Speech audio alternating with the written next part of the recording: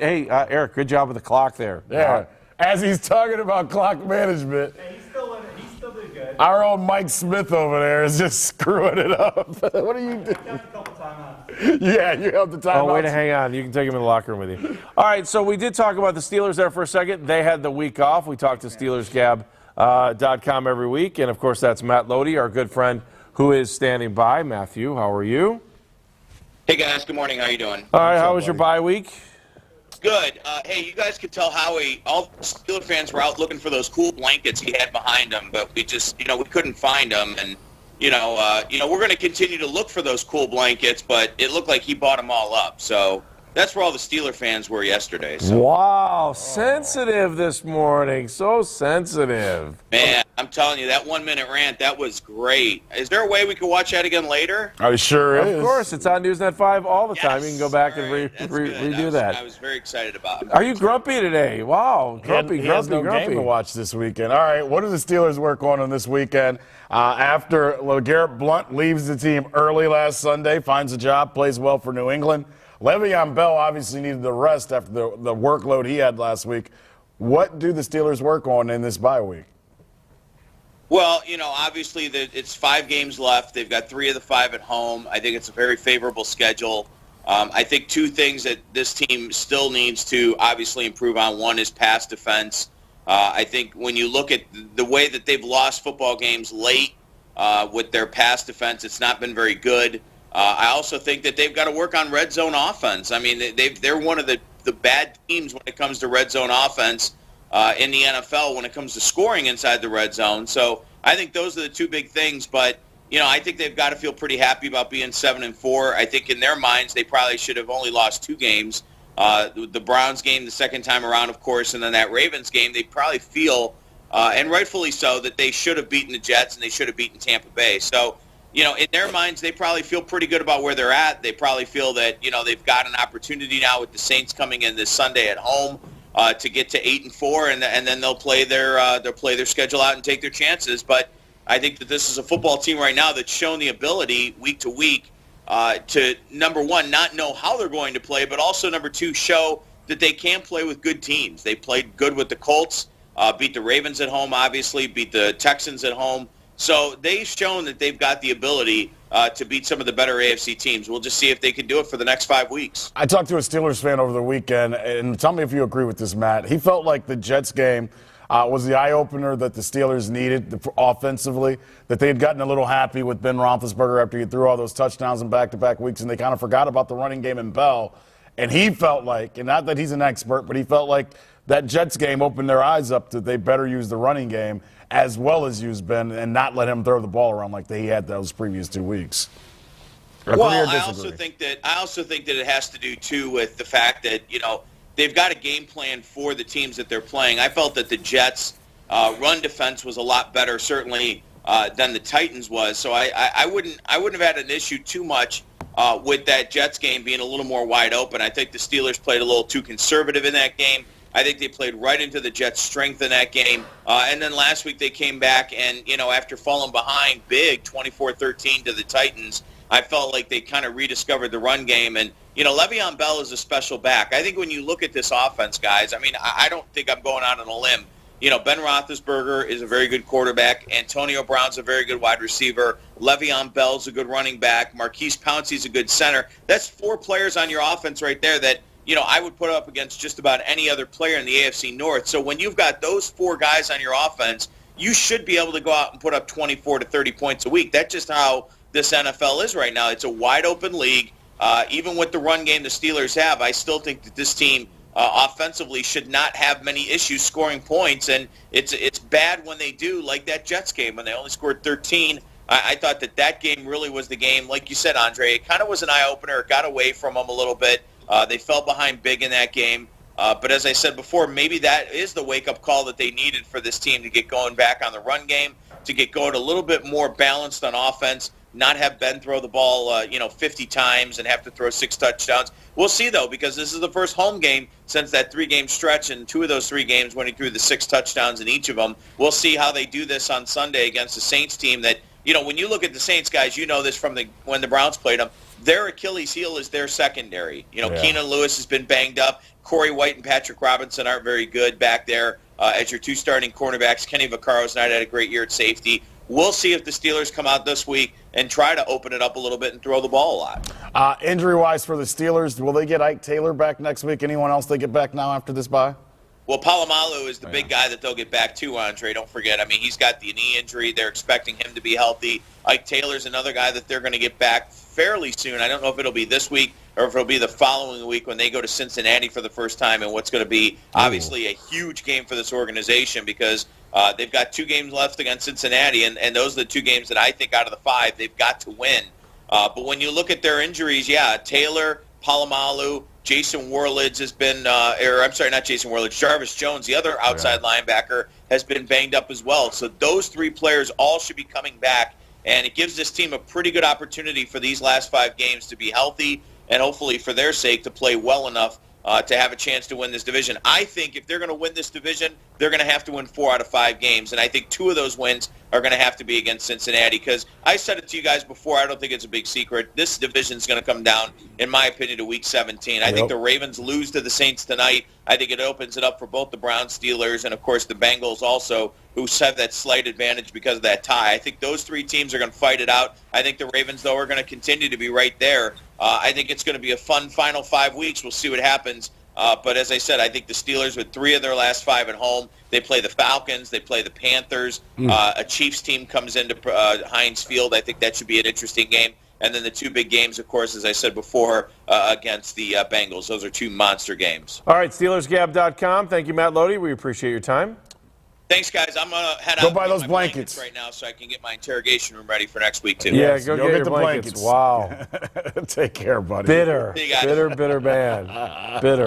Let's talk to a guy who is But not that's, bitter. you know what? That's good, though. That's what this is supposed to be about. How many times have we sat here in November and Lodi feels bad for Browns fans? We're supposed to talk bad about each other. Go get your interrogation room together. All right, Eric the referee is more important than Tim Couch. What?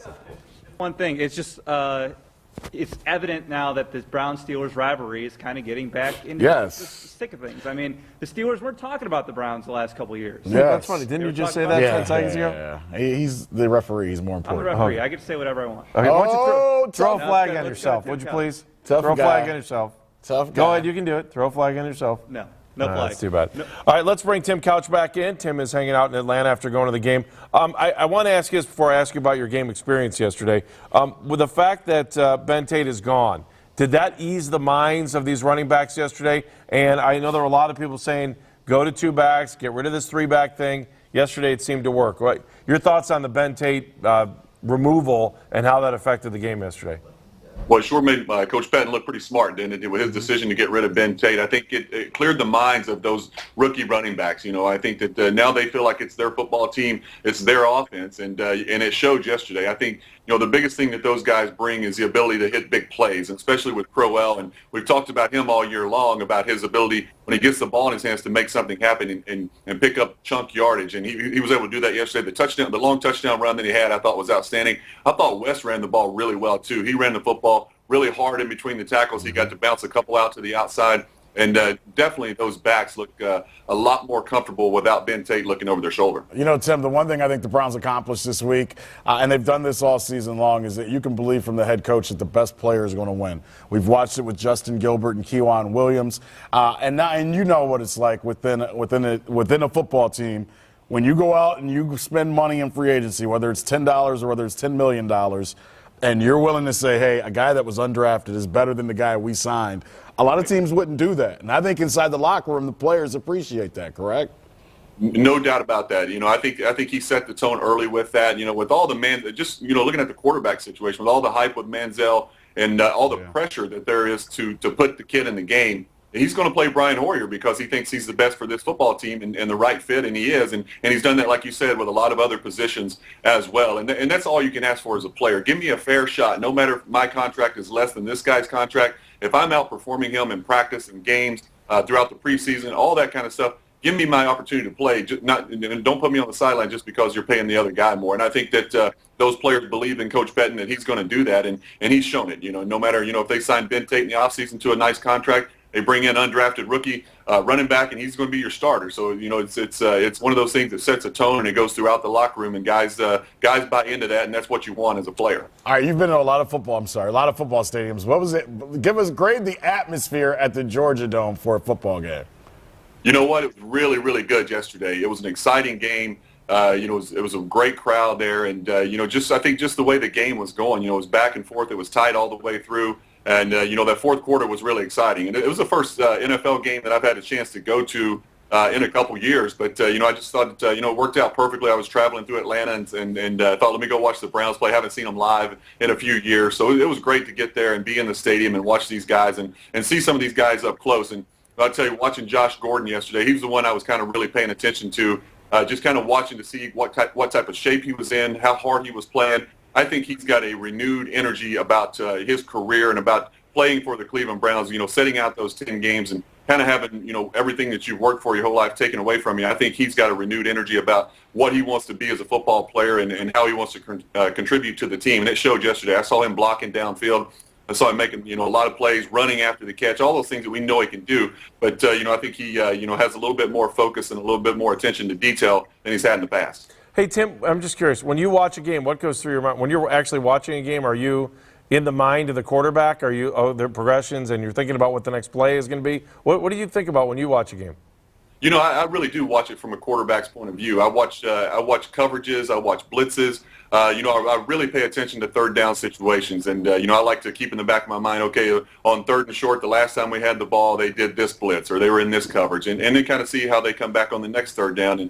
And if you're in the same situation and what type of play call comes, you try to take advantage of what you saw earlier in the game. And, so I try to watch it like through a quarterback's eyes. I watch the safeties a lot. And, the safeties are really going to dictate everything that a defense is doing. They're going to tell you coverage. They're going to tell you blitz. They're going to tell you everything you need to know about where you need to go with the football. So I really watch the safeties, the rotation of those guys, and where they're moving to and all that kind of stuff. So I try to watch it like that. And, it's fun, to sit up in the stands and watch it because you get such a better view, than you do on the field. And you can really see, plays developing and all those kind of things. So it was a lot of fun to be there yesterday. And seeing the game like that, were you surprised with how Atlanta defended the Browns with Josh Gordon back?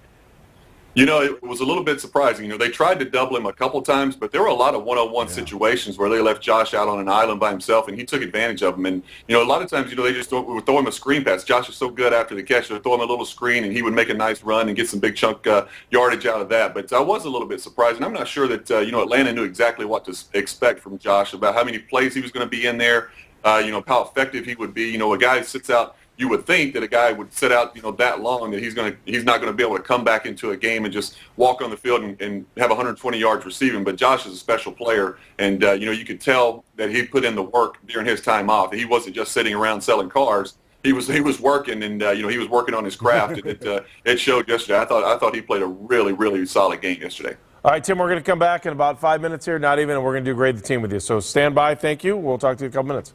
All right. All right, let's go to Craig Lindell, who's hanging out by the pool right now, waiting for nextyear.com. And Craig was moving life last is week. tough. Now look at him. Wow, Disney World. look At you. Where are you? Are you in Florida or where are you? Yeah, I'm down in the Orlando area, and it's a little bit overcast, but I know better than to complain at all. Overcast. It's amazing. The lighting's very good. I'm there. sending you to Buffalo next week. Is this? Did you rent a house down there? That's what it looks like, huh? Yeah, we rented a nice little townhouse down here, just out of the way of the actual Disney chaos, and we can drive into it if we feel like it, and just trying to enjoy a little winter in Florida. I like it. Look at him. He just moves. Were you able to watch the Browns game yesterday, and how were you partake?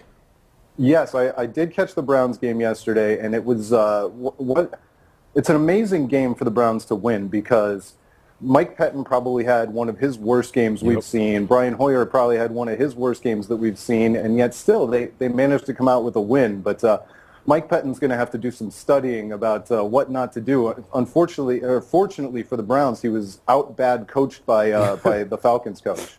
Yeah, well, all right. One of the ones that drove me crazy was right before half, trying the 60-yard field goal.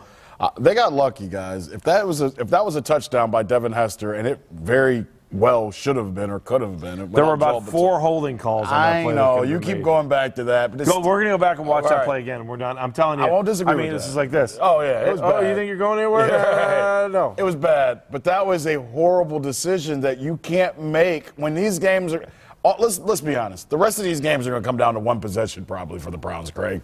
You can't make that type of decision in an NFL football game, can you? No, you absolutely cannot, and especially after he was faced with that proof that it wasn't going to work, and they did the exact same play twice. He knew exactly what was going to happen, and then it's not just that Devin Hester might have almost scored. It was Joel Bitonio makes that play at the 30, but Billy Cundiff and Spencer Lanning both almost died out there trying to make that tackle and getting blocked. And I mean, there's nothing good was going to come from that play, especially after Smith icing the kicker from 60 yards. It was a gift. He was given a gift, and he didn't take it. Mike Pettin didn't take it, and he pressed his luck. I can't believe it all worked out, but, man, the Falcons, I honestly, without making too many jokes, was looking to see if that coach had been fired before the end of the night. Yeah. No, I'm with you. He will be. You guys see the owner was sitting in the front row of the press conference after the game?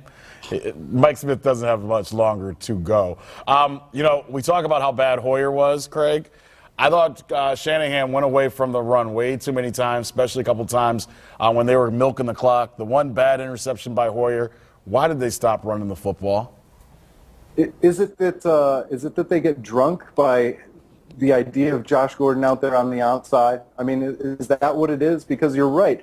Crowell was running the ball well. Terrence West was running the ball pretty well, and all of a sudden, they're throwing the ball, and Hoyer's awful throwaway in the end zone. He said he was trying to throw it away, I believe, which this is what happens when you overextend an arm that wasn't meant to throw 50 times a game. This team was supposed to be able to run the ball first and throw off the run, and they need to do that. All right, Craig, what do you got going on? Waiting for next year? I hope you're not writing while you're on vacation. I am writing a little bit. I actually spent some time last night clenching my teeth and writing about all the bad coaching that occurred, not just from Mike Pettin, but Smith yesterday. And so that will be up later this morning, along with the weekly winners and losers. Hopefully you don't have to talk about the Cavs this week. I mean, they are playing Orlando today up here in Cleveland, but stay away from that team for now, too.